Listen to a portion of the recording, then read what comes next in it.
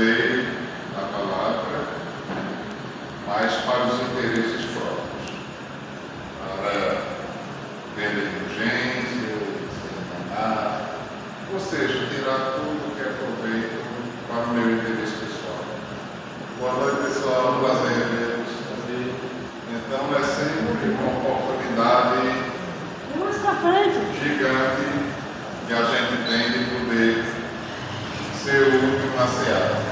Eu sempre digo que quem tem a oportunidade de fazer uma palestra é o mais necessitado. E realmente, porque a gente vem, fala, passa algo para vocês, mas enquanto está preparando, estuda 200 vezes. Então somos, com certeza, os mais necessitados. Esse tema, falsos cristos e falsos profetas, é um dos temas hoje mais atuais que a gente vive no mundo. Eu lembro quando os anjos anunciaram aos reis magos a chegada do Cristo, o nascimento dele. Eles disseram: glória a Deus nas alturas e paz na terra aos homens de boa vontade. Deixando claro que a paz se estabelecerá para aqueles que têm boa vontade. Não desejo, que é completamente diferente. Porque desejo é da pessoa, é do ego, vontade. Vontade é do Espírito. E é justamente por isso que os Espíritos responderam a Kardec, quando eles perguntaram se tem algum meio mais prático, o resultado viesse mais rápido, no que tange-se a dominar e transformar suas más tendências em virtudes. E os irmãos responderam sim. E falaram justamente na questão da vontade. O conhecimento de si mesmo, mais aliado à vontade. E ainda falaram quão poucos de vós têm vontade, e fazendo esforços até pequeninos, se tivesse a vontade verdadeira. Que a vontade que a espiritualidade fala é a vontade do ser imortal, e é diferente dos desejos do ego, que é aquilo que a gente faz, eu só gosto de fazer isso aqui, eu só gosto assim. Então, para a gente estar aqui, como falei da última vez, na última hora, mostra que a vontade não foi o nosso firme propósito com Jesus, mesmo todos que estão hoje passando pela doutrina espírita, já tiveram com certeza em outras religiões. Esse movimento aqui já fizemos. Viemos nessa encarnação, alguns estão tendo a oportunidade pela segunda vez na doutrina espírita para realmente nutrir essa vontade e fazer o que tem que ser feito, principalmente dentro de si mesmo. E para iniciar uma frase de Emmanuel, ele diz que o êxito dos falsos profetas em nossa vida surge justamente na proporção da falsidade que ainda abriga em nosso coração. Os falsos profetas só chegam até nós, só sintonizam, só enganam, porque ainda há falsidade no nosso coração. É verdade. Não é fácil de ouvir isso, porque é necessário coragem. É necessário. Nós tivemos agora, há pouco tempo, a Semana Santa, onde é toda aquela semana de comoção, né? Jesus na sua via cruz, culmina lá com o domingo, o renascimento. E o renascimento de Cristo ele é muito simbólico. A gente sabe na doutrina espírita que a morte ela não existe, a morte é física. Mas o simbolismo da ressurreição, trazendo para a parte espiritual, é muito simbólico para todos nós. É no nos convidando, através dessa doutrina abençoada, do conselho dos bons espíritos, de tantos benfeitores que já passaram pela humanidade, a nos tirar do sepulcro, do orgulho, do egoísmo, para o renascimento moral, que é o grande problema hoje da humanidade. O intelecto, até pela tecnologia que a gente vê hoje no orbe, está lá em cima. Portanto, o grande problema da nossa geração é a questão moral. E a questão moral é o que edifica e dá direcionamento do espírito na sua caminhada. Então, é necessário conhecer a si mesmo para que a gente não continue com essa sintonia com os falsos profetas. Porque é como se fosse a lei do espelho. Vai refletir você. Os falsos profetas que chegam até nós chegam com ressonância. Os espíritos já dizem isso. Então a gente tem que aprender a se conhecer, tem que ter coragem de olhar verdadeiramente no espelho, encarar nossas dificuldades para poder realmente ter uma condição de sair daqui um pouco melhor do que a gente chegou. E aí vamos. Essa imagem é interessante porque é de uma parábola que eu viajante, em que eu preferi fazer a imagem, porque às vezes a imagem torna até mais fácil da gente captar a mensagem. É como se a gente fosse esse viajante que chegasse na encruzilhada alguém, um falso profeta, dizendo: vem cá, siga por esse aqui, que aqui você vai se dar bem, aqui eu vou te curar, aqui você vai ter facilidades. E na outra, a placa dizendo: a estrada é sua, o esforço é seu, mas a luz do caminho está dentro de você. Mas a grande maioria de nós ainda busca o falso profeta do caminho fácil. Não existe caminhada com o Cristo fácil. Eu ouvi uma frase há muito tempo que dizia: aquele que busca Cristo sem a cruz, encontra a cruz sem Cristo. Então, a cruz representa todas as nossas dificuldades que têm que ser superadas, justamente para ver se a gente entra novamente em sintonia com o propósito de cada um de nós como espírito imortal. Cada espírito criado tem um único propósito: desenvolver a sua consciência crística, que está em forma de semente dentro de cada um. Não é à toa que quando Jesus repetiu o salmo: vós sois deuses, e vocês vão poder fazer o que eu faço e muito mais, ele não estava amaciando o nosso ego, não. Ele estava nos convidando a lembra da tua essência, lembra de quem você verdadeiramente é. Não é esse jogo de ilusão do ego, do orgulho que a vaidade cria.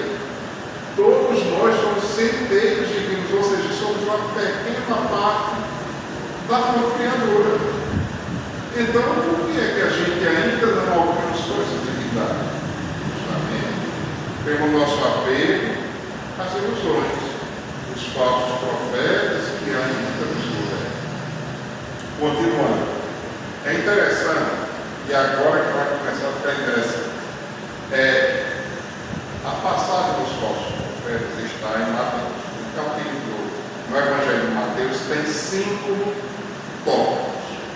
Tem o Sermão da Montanha, que Gandhi certa vez, todos já ouviram isso, que Gandhi certa vez falou: se perdesse todos os livros, todas as informações sacras, mas restasse o Sermão da Montanha, a humanidade não teria nada. E olhe que Gandhi era hindu, não era cristão, era hindu, mas teve a sensibilidade de captar a essência do ensinamento.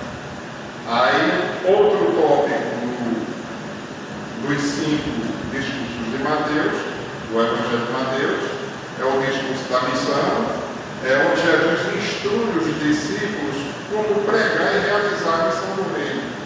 E esse discurso está direcionado justamente ao povo de Israel. E aí vem o discurso das parábolas, nessas em que estão todas as parábolas no que ele usa a palavra reino. que através da semente, de mostarda e aquelas coisas todas.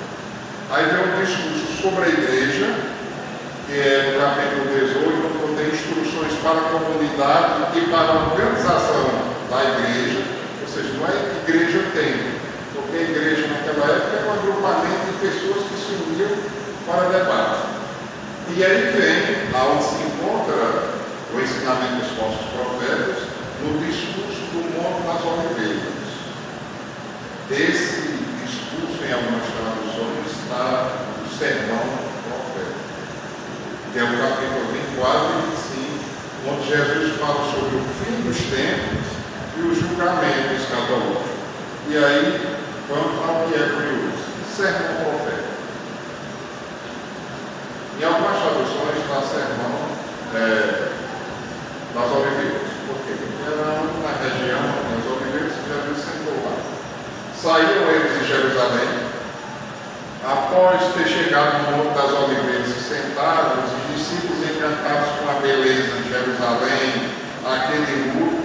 Olha, Senhor, que coisa mais linda! Se Jerusalém é assim, imagine o reino, aquelas coisas que a gente cria na nossa infantilidade.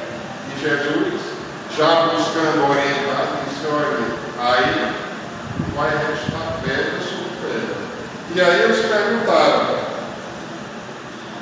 naquele item 3, estando ele sentado no Monte das Oliveiras, chegaram os seus discípulos em particular, ou seja, era só ele e os discípulos, que já tinham uma condição de captar o ensinamento, dizendo-lhe: declara, meu Senhor, quando se sucederão estas coisas? E qual o sinal da tua vinda e do fim do mundo? Hoje, através dos Espíritos, a gente sabe que não é o fim do mundo, é o fim de um ciclo que está se encerrando. Por isso nós estamos na transição. No livro Caminho, Verdade e Vida, um trecho, na questão 140, que fala justamente da ligação desse sermão profético com a transição. E aí Jesus respondeu: vede que ninguém vos engana. Ele não falou de Deus. Quando eles perguntaram quando é que ia acontecer isso, Jesus não respondeu, mas fez uma advertência: vede que ninguém vos engana. É interessante, gente, porque Jesus não falou de guerra, doença, nada, mas diz: veja que ninguém vos engana. Ou seja, um dos sinais, ou seja, o primeiro grande sinal da transição, vão tentar enganar. Pois muitos virão em meu nome, dizendo que eu sou Cristo, e enganarão. O primeiro sinal da transição vai se multiplicar todos aqueles que falam isso. Uma coisa é falar, outra coisa é vibrar nessa comunidade. Continuando. E aí vai ficar mais interessante ainda. Em Marcos, esse primeiro sermão, tende cuidado para que alguém não vos seduza.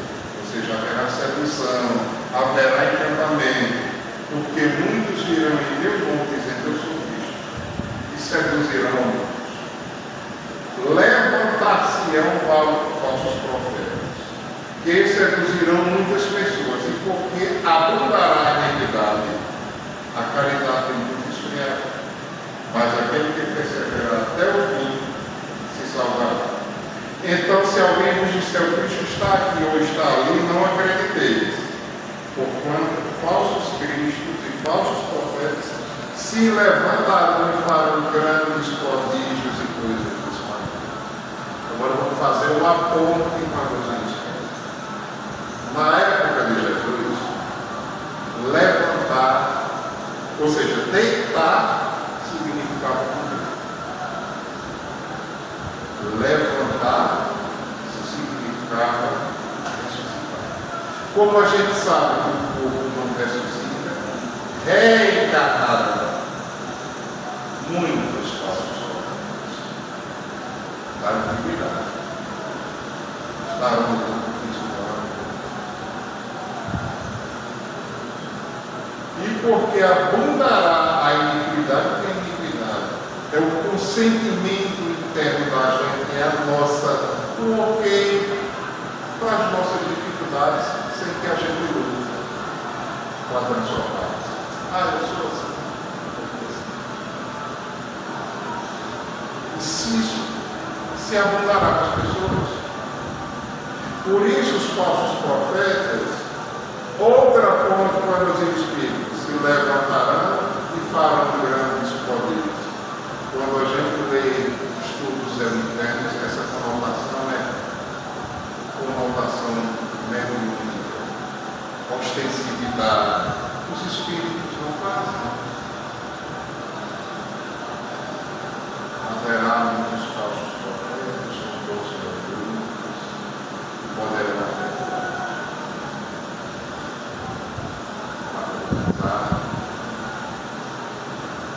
Não quer dizer que estão em E aí, quem são esses profetas de hoje? Não que não podem tomar algum direcionamento e tomar. Estou dizendo que reencarnarão. Aliás, reencarnaram. E ainda estão como médicos. Por isso, farão grandes poderes, ou seja, os milagres, quando a gente estuda, não eram feitos da natureza e aliados à mediunidade. Coisas de espantar. Isso Jesus falou há 2000 anos atrás. É por isso que a doutrina dos Espíritos veio para falar e atualizar que ele não pôde dizer nada. E aí, como começou tudo isso? Porque o sermão profético começou Jesus respondendo pela chegada dos falsos cristos. No livro Emmanuel está a resposta, que é o primeiro livro que Emmanuel psicografou por Chico, depois veio a Fonte Viva e os demais, mas o primeiro livro. O resultado dos erros religiosos. E Emmanuel diz nesse texto: todas as atividades bélicas, todas as lutas antifraternas do seio dos povos irmãos, quase toda a totalidade de absurdos que complicam a vida do homem vieram da escravização da consciência ao conglomerado de preceitos dogmáticos, ou seja, dogma religioso. As cristalizações mentais. Por que você vê irmãos que não aceitam que irmão é de religião dele? Querem matar, não querem viver. As cristalizações.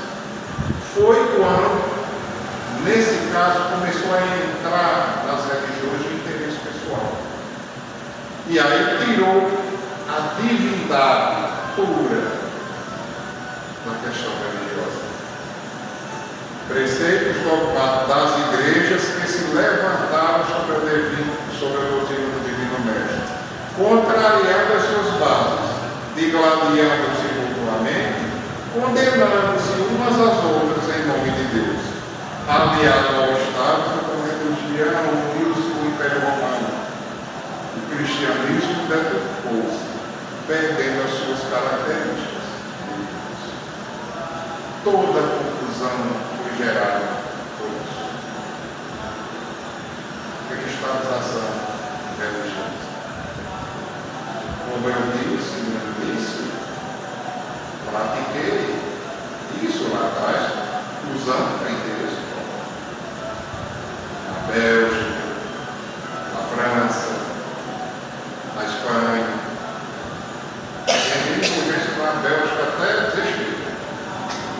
Até o dia desse pai não sabia que era cortado para comer mesmo. Aí era com poder da luz.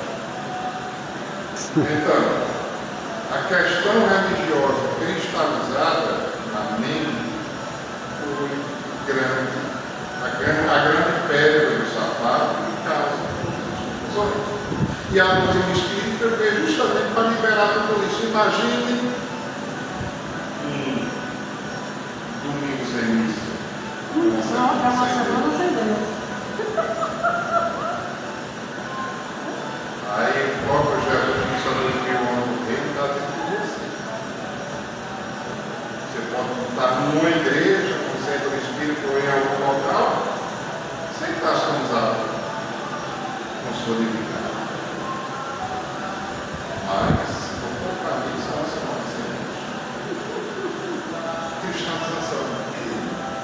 Cuidar de começar todas as guerras, todos os problemas, como dizemos, todas as atividades bélicas que são guerras, as lutas fraternas, vai ser circunstâncias do extermínio religioso pela igreja.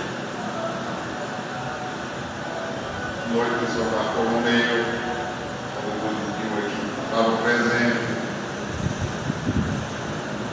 Então, os falsos cristos estão tendo muita oportunidade hoje para nos respeitar.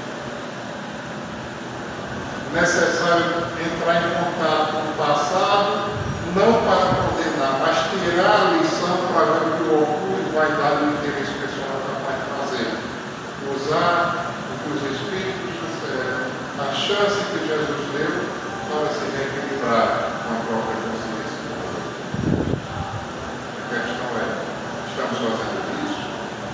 Cada um responde assim. E eu vejo muito espírito às vezes, todo cheio porque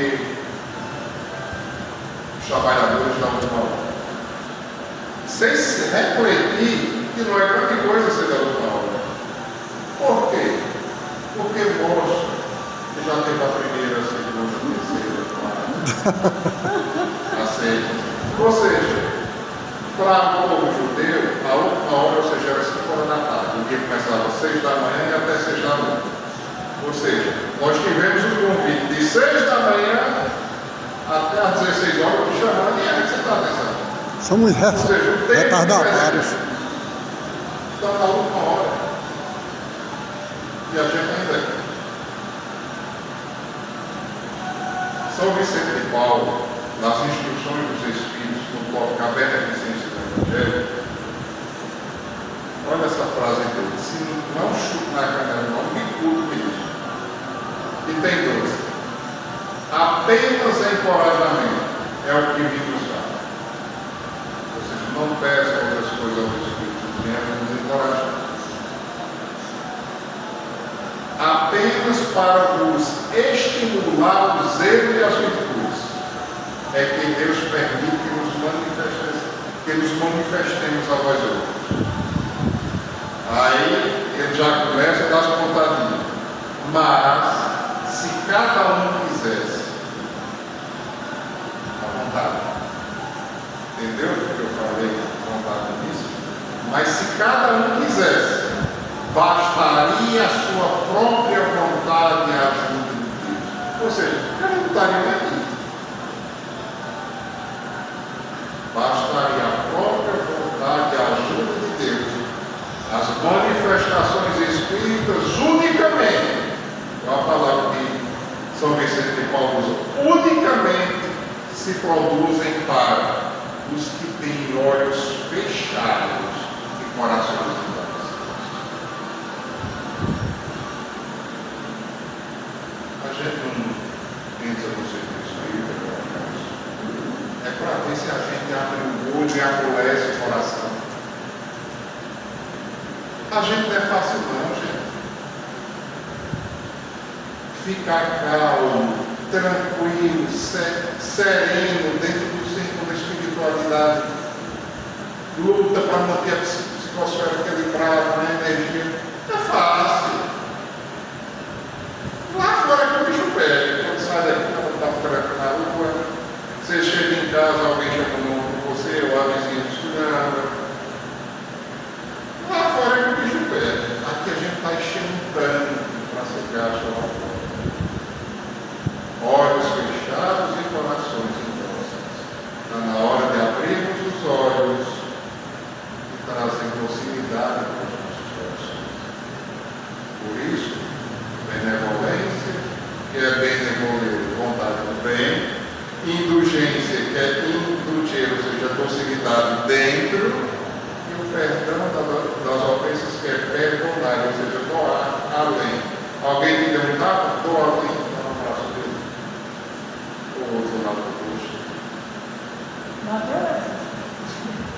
ensinamento fala?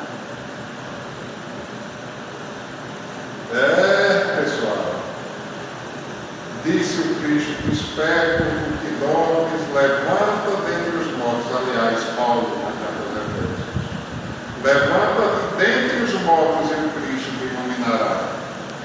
Nesse tópico, fala os espíritos constantemente do nosso sono, da nossa letargia espiritual.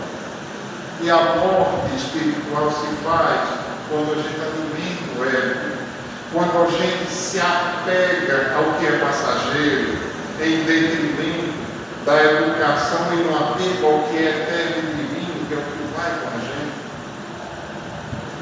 Quando se diz que o Cristo esclarecerá, porque a única coisa que vai iluminar por dentro é o desenvolvimento do nosso próprio Cristo interno. Então a gente está aqui para isso, para desenvolver o que há de melhor na gente. Paulo diz isso, aliás, Paulo, no Evangelho segundo o Espiritismo, Jesus é o protótipo. Ele veio aqui para dizer assim: olha, eu sou vocês amanhã, agora lembre o que vocês vão fazer. Aí a gente se apega em tanta coisa que é passageira, coisas, pessoas, tudo que você pode tocar está mudando o tempo todo, está morto ou vai morrer. E a gente constrói por dentro é o que vai construir o Cristo que é cada um. A consciência é Cristo. Na Revista Espírita de 1868 tem o que é o Espírito Cristo, o tópico dos Messias do Espiritismo. Tem os Espíritos perfeitos. Na terceira categoria, os Messias, que é a categoria que Jesus entrou. Eles recebem diretamente o contato com a fonte criadora. São infalíveis mesmo no corpo. Até o Espírito perfeito, ou bom, tanto no corpo pode errar. Mas o Cristo, ele é infalível mesmo, mantém a sua sintonia 100% com a força criadora. É quando ele diz: eu e o Pai somos um. Não há divergência. Quando a gente começa a estudar o Divino Espírito, a gente começa a tirar Jesus da cruz e entende que a gente está aqui para construir ele dentro. A gente busca Deus em tempos, busca fora o que está dentro da nossa essência. Vê como a gente ainda é infantil quando se trata de religião, principalmente quando é religião no sentido em que a grande maioria entende. Jesus vem para nos despertar para essa consciência. Não é à toa que a terceira revelação ele disse que ficaria eternamente, porque não vinha por nenhum encarnado, tinha que ser uma lei, uma ciência, que ficaria por toda a eternidade na humanidade.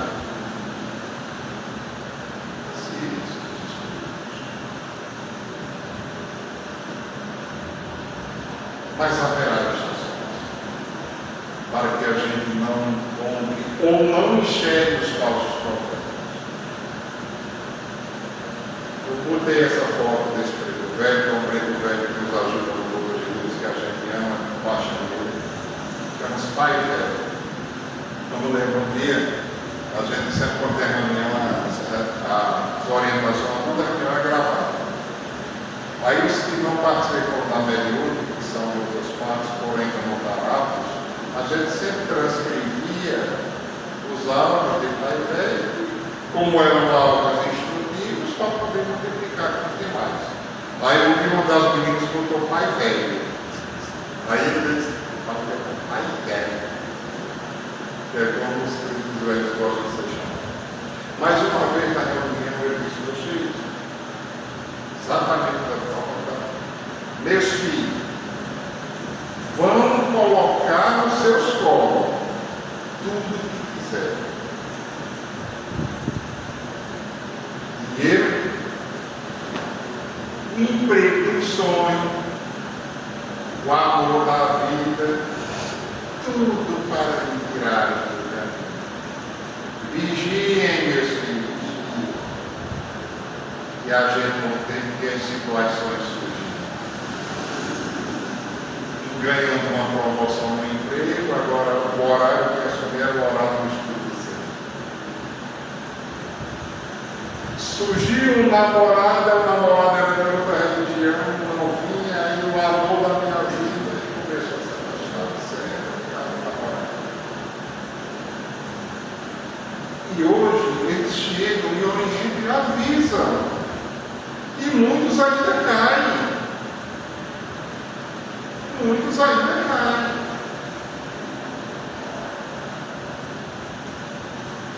Vovó Catarina nos disse uma vez, visitou um local nas trevas em que o chefe de uma gangue muito inteligente estava com um anfiteatro, dando instruções, tem que caçar, tem que perseguir os servidores do Cordeiro. O Cordeiro, o avôzinho dizia que Jesus. Aí tinha lá, no quadro, católicos, protestantes, tá embaixo. Principalmente os espíritas. E a orientação, ataquem os pontos cegos. Tem defeito que a gente acha que não tem. Mesmo que se a gente pegasse um papelzinho, quadro aqui, e escreva de cada um defeito e qualidade, e ali quando fosse reunir, pegasse, o ato está dizendo aqui que eu sou egoísta, mas eu sou.